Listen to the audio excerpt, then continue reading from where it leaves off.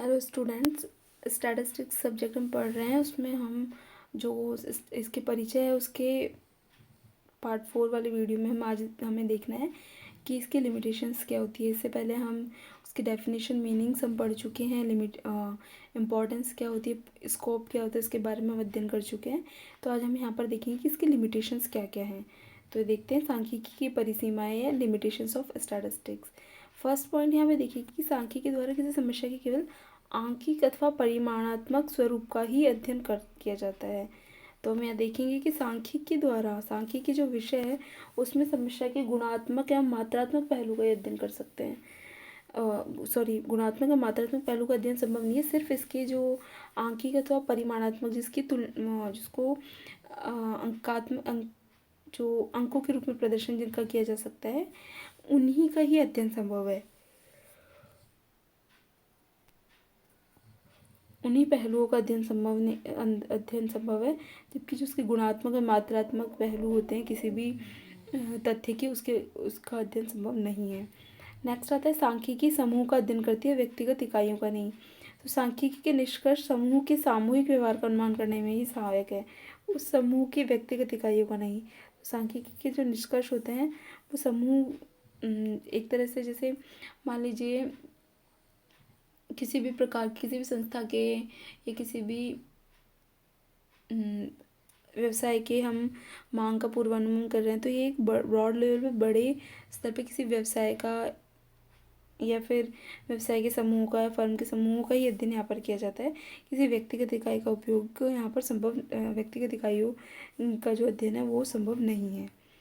Next है संदर्भ रहित विश्लेषण और निर्वचन की स्थिति में सांख्यिकी निष्कर्ष असत्य एवं भ्रामक सिद्ध होते हैं।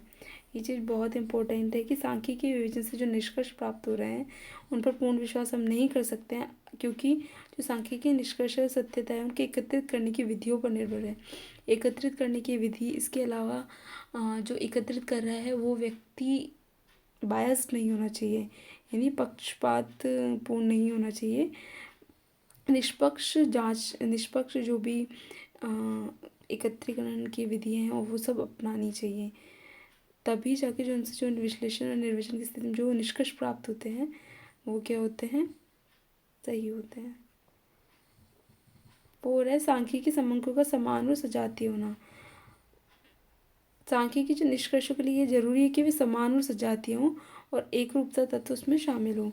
सांख्यिकी निष्कर्षों के लिए जब भी तुलना और किसी भी समस्या के निष्कर्ष के लिए ज़रूरी है कि जो सांख्यिकी जो निष्कर्ष है वो समान और सजातीय हों।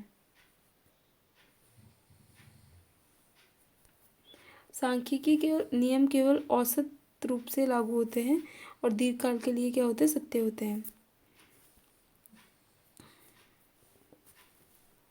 सांख्यिकी नियम अंकगणित व भौतिक विज्ञान की तरह हर परिस्थिति में सत्य होना आवश्यक नहीं है।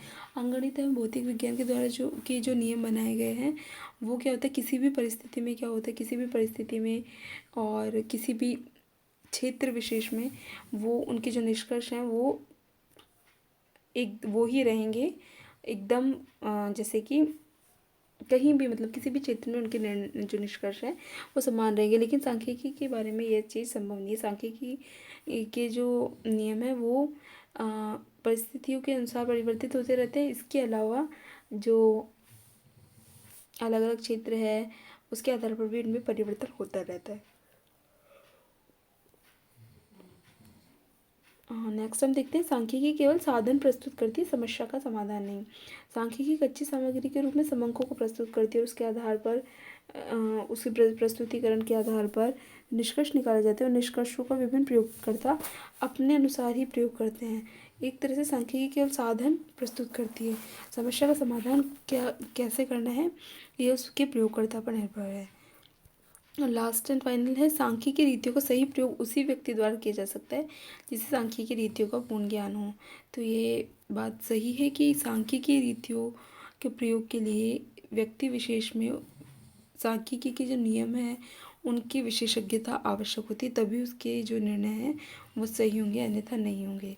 तो हमने यहाँ पर इम्पोर्टेंस जो भी लिमिटेशंस है वो सारी पढ़ ली है। तो सांख्यिकी का जो इंट्रोडक्शन एक तरह से पूरा हो चुका है।